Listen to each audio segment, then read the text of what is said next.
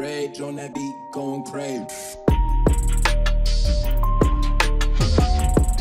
Eu separei alguns passos aqui que eu considero importantes para a montagem de uma estratégia quantitativa. É um passo a passo do que seria esse pensamento de sair de uma ideia e chegar na prática de uma estratégia quantitativa. Então, o primeiro item seria a busca por dados, certo? Dados hoje em dia, dados é uma informação muito valiosa que a gente tem. Hoje tudo é a partir de dados. Se você faz uma busca no Google, daqui a pouco você entra no seu Instagram, vem coisas relativas aos dados que você buscou. Então, quanto vale esse dado? Vale muita coisa, porque ele consegue fazer uma busca no público-alvo dele, diretamente para fazer um marketing, uma venda, qualquer coisa desse tipo. No trade quantitativo é a mesma coisa. Você ter uma boa base de dados é fundamental para você ter sucesso na implementação de uma estratégia quantitativa. Então eu vou pensar, o que eu preciso dos dados das ações? Eu preciso de preço, normalmente, né, e volume e a data. Nada muito mais do que isso, para você partir do início da estratégia. Quais ativos eu vou precisar? Essa gama de ativos que a gente selecionou, na estatística ela vai ser chamada de sample, é o nosso sample. A gente, que é a nossa parte da população, ou seja, a população seria todos os ativos do Ibovespa. O sample que a gente pegou foi esses 180 ativos que estão ou no Ibovespa ou estão no Small Caps. Qual time frame eu vou precisar de dados?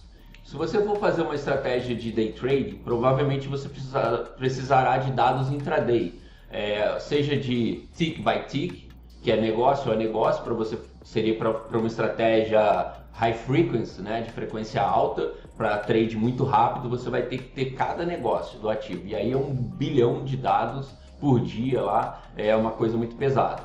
A partir daí, o que a gente vai fazer? A gente precisa do segundo item. Qual ferramenta a gente vai usar para buscar esses dados? Existem as 3 mais usadas hoje no mercado financeiro, são essas aqui, Python, R e Excel. Python hoje em dia está sendo a mais falada porque é uma linguagem que simplifica muito a maneira de tanto você buscar dados, quanto você utilizar funções estatísticas. O Python é uma linguagem aberta, então o pessoal vem evoluindo muito e muita gente contribuindo. Isso causou uma evolução muito rápida do Python, cada vez mais com libraries, né, que é bibliotecas estatísticas, facilitando muito o trabalho do trader quantitativo por ele não ter que reinventar a roda. Então, se ele quer fazer um teste estatístico de Dick Fuller, sei lá, você só chama uma função da biblioteca e ela retorna para você o teste. Então, o Python hoje em dia está sendo a mais utilizada, mas durante muito tempo foi utilizado o R, né, o R em inglês. Muita gente ainda usa, ainda gosta de usar. E o Excel. O próximo item que eu selecionei aqui, que eu destaquei, seria trabalhar os dados. Essa é uma parte muito importante no trading quantitativo. Infelizmente, a maioria das bases de dados são muito ruins que a gente encontra. O que é muito ruim, Marcelo? As bases não são muito bem preparadas. O que é isso? Por exemplo, se você pegar uma base de graça aí de repente do Yahoo, vamos supor.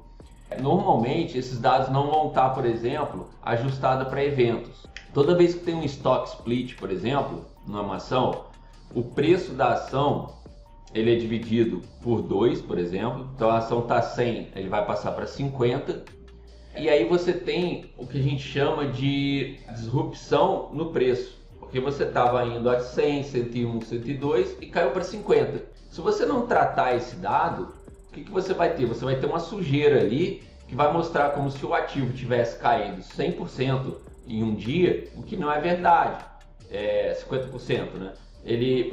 A verdade é que ele teve um evento que você precisa tratar. Então, como você trata isso? Você vai pegar esses dados anteriores ao evento do split e vai aplicar o split lá para trás. Então, se o split for 2 para 1, você divide todos os preços lá para trás de 2 para 1. Então isso é sempre um trade-off ali entre você pagar caro por uma base que já está tratada, ou pagar barato ou não pagar nada e pegar uma base de dados que vai te dar mais trabalho. Outro dado muito importante, esses dados estão alinhados. Isso aí para quem programa é um pouco mais fácil de entender, pessoal, mas se você não programa, basicamente você tem que comparar ovo com ovo, galinha com galinha. Então, eu tenho que comparar o preço de uma hora do ativo ABC aqui com o XPTO aqui de uma hora também.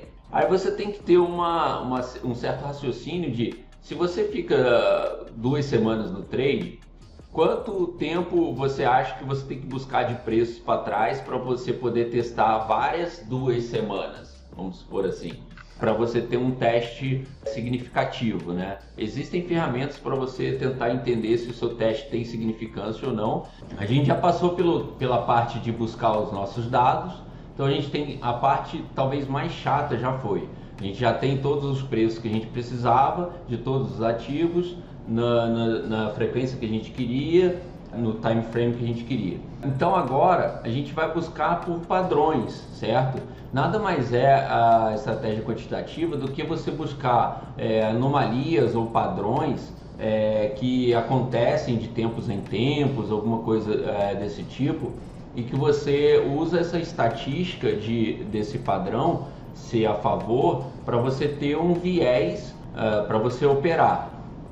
Obviamente, nem sempre a gente garante o sucesso futuro, mas se você tem a estatística do teu lado, é o mais importante. É isso que a gente tenta ter sempre quando a gente faz um modelo quantitativo. A gente tenta trabalhar com a estatística do nosso lado, certo?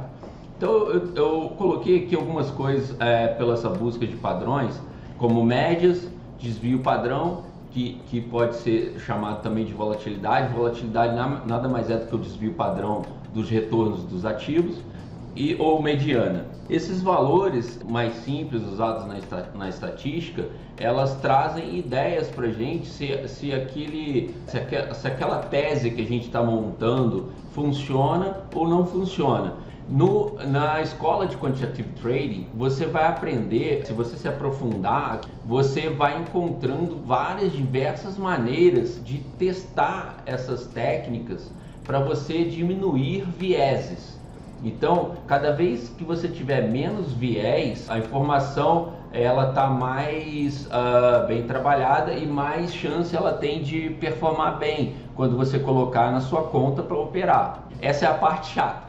Essa é a parte que você vai fazer alguns testes e vai ver que às vezes não é tão bom assim, vamos dizer. É a parte chata do negócio, onde você vai realmente botar a sua estratégia à prova de fogo.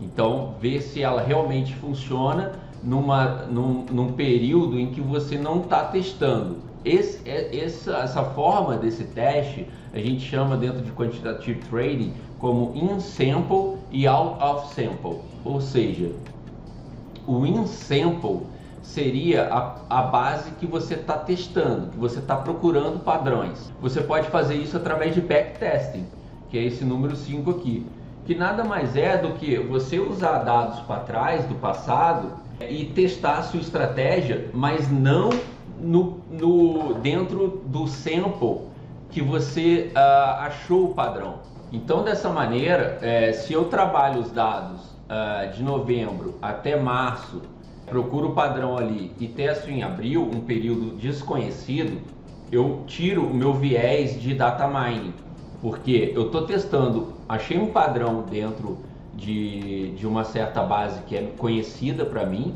e eu chamo ela de in-sample, e eu testo ela num outro ambiente que é desconhecido. O último passo seria fazer alguns testes de validações, que seria um assunto um pouco mais avançado. Existem testes para poder você testar se você está tirando viés ou não tirando viés, etc.